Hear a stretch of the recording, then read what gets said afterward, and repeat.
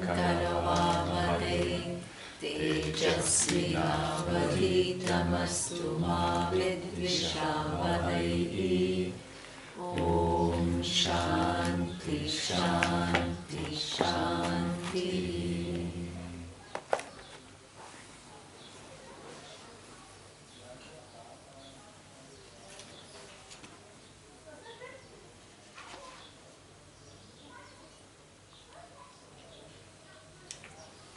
Okay. So, Lord Yama gives a huge, very long list of offer to Nachiketa, and Nachiketa says no, he's not interested. Okay? Not only he says no and says he's not interested, he gives several reasons why he's not interested. Right? So this is, we will see what are the reasons he is giving. It says, Shobhava Martasya Yat Antaketa Tat Sarvendriyanam Jarayanti Tejaha. It says that you have all these different objects of enjoyment, but the world is made in a way that while you are enjoying, the capacity of your senses to enjoy is what? Deteriorating. The more you use your eyes, what? Yesterday, was it yesterday that somebody was saying that I had sunglasses and then no, I had glasses and it was you who was saying. Yeah, you were saying. Yeah. You were saying that I have glasses and then I couldn't accept the fact that I have glasses, right? So the whole world changed. So what it says is that the more you use, you can say, yeah, so what's wrong in indulging? And then he's getting to use it for a very long time, right? All kinds of objects of enjoyment. He says there is a law. You can't bypass that law. Nobody can bypass that law. Okay? The more you use your sense organs, what? They are going to wear out. They are going to lose their capacity to wear out. So therefore, the object can be there, but your capacity to enjoy starts reducing. Exactly. Diminishing. Right? So therefore he says that the more I engage in the world and you think that it will give me more pleasure, but as I wear out my senses, what? I reduce my pleasure. Even if the external objects remain, my capacity to enjoy them deteriorates. So he says, I'm not interested in that. Then he says, Api sarva jivitam alpam eva tat eva vahaha tava nritya gitehe. He says, you are giving me all these amazing things and you are promising 100 years for myself, for my children, for my grandchildren. And it sounds all very tempting, but what is 100 years in the countless flow of time? It's insignificant.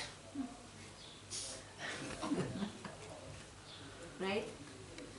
100 years in a if you put your whole, the age of the universe, how old is the universe?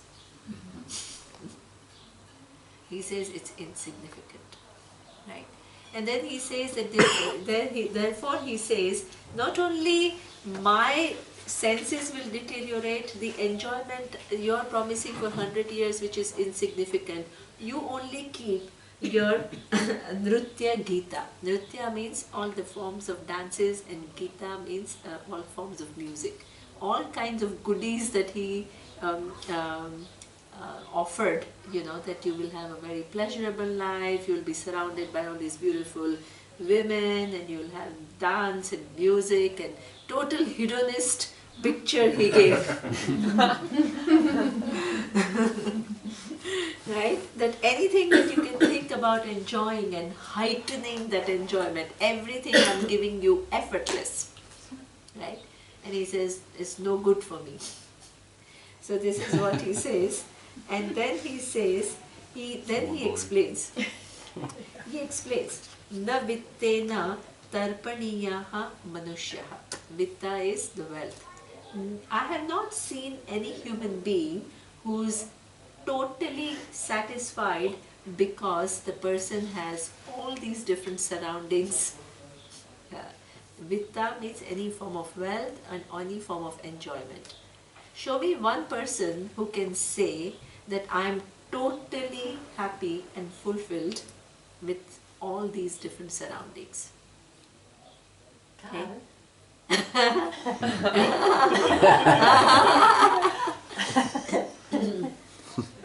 Right? So he says it's not,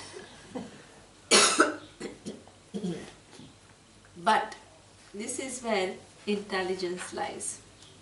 He says, I've never seen this vitta, the wealth, help, satisfying any human being completely.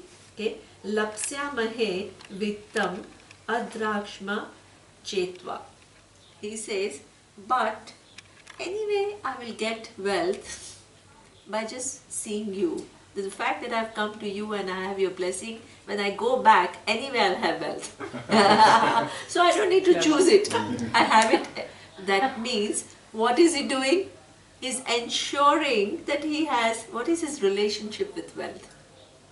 He doesn't want to make it its final goal, but he enjoys. He says, I'll have it anyway. Because of your grace, I'll have it anyway. So he wants, but not as his final goal. If you want him to change the final goal, he's not ready to change. Right? But he's not denying the presence of wealth in his life. Proper relationship with artha, kama, dharma, proper relationship. Right? So this is what he says. And he says, Jivishyamaha. Not only I will have lot of wealth automatically, I will also live long life. So he also acknowledges the fact that he'll have the habit, right? He doesn't need to waste his third boon on that, but he'll have it anyway, right? So here he says, Jivishyamaha, I will live for a long time, yavat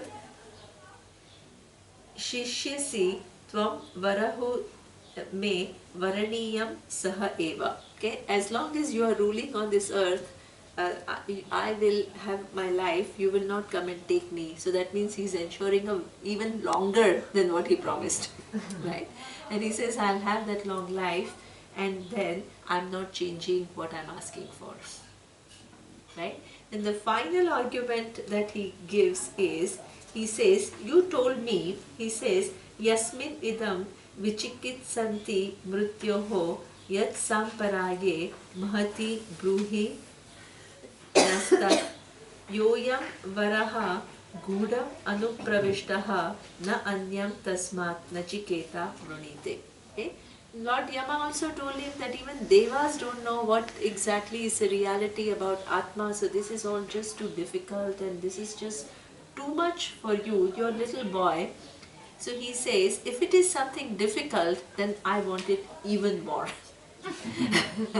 He's not afraid of what? He's not intimidated by the subtlety or the refinement. He says, in fact, if it is like that, I want it even more. Right? So here he says, I'm not changing it. I'm not settling for all these small goodies that you are presenting to me and diverting my attention. Okay? So this is how he says that these are the different reasons because of which I'm not going back. I want to know the nature of I. I want to know the reality about myself, and I'm not afraid to apply myself to know this reality. Okay? So here he says, then he, in order to inspire the whole thing, here he says, the next verse. Can I have a short question? Yes, please. What is the reason that he spoke about himself in the third person? He calls himself Nachiketa. Is there any deeper reason for?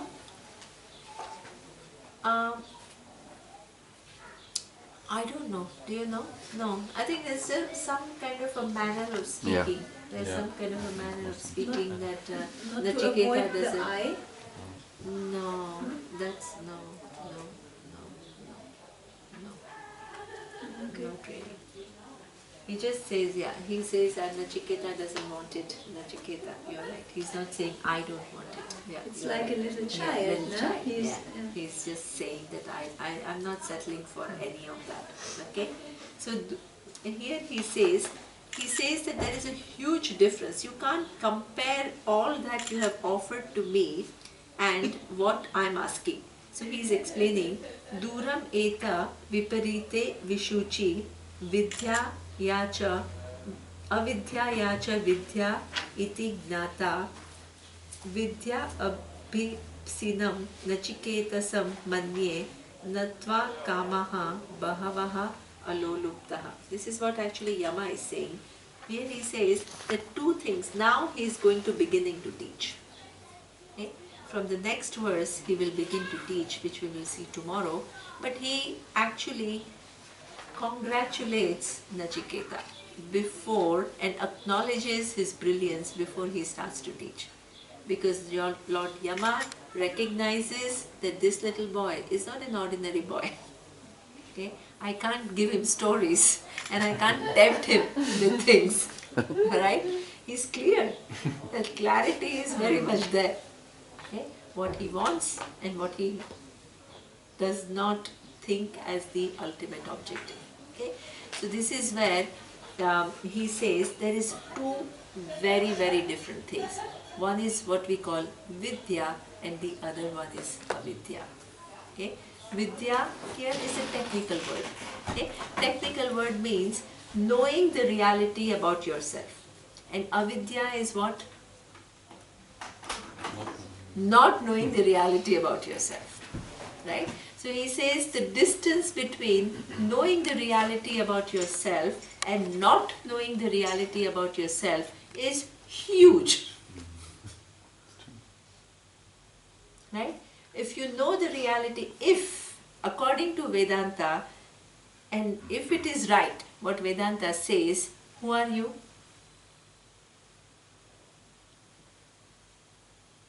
Who are you according to Vedanta? Brahman, which is limitless. Right? And imagine you live your whole life thinking that you are this little individual.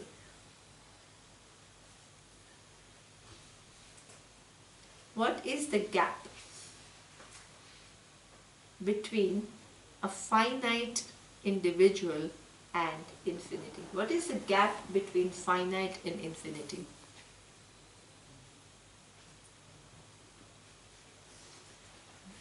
Infinity.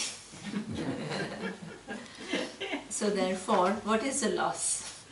If you don't know this reality, if it is true, we still have to prove it, right?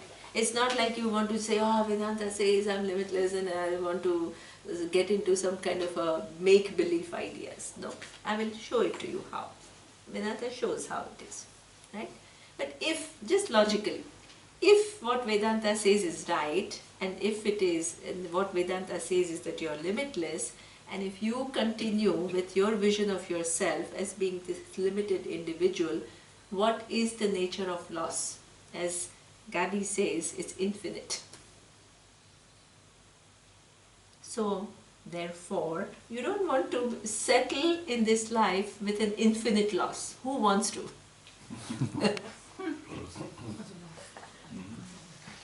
Right?